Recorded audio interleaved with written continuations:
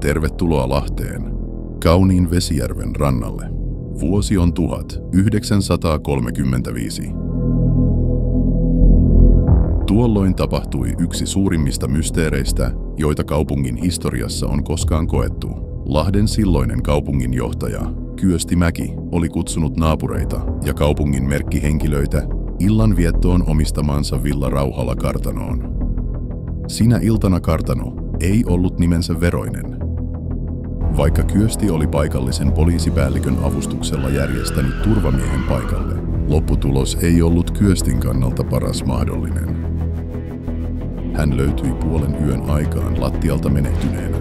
Paikalla olijat kuulusteltiin, mutta syyllistä ei koskaan saatu selville.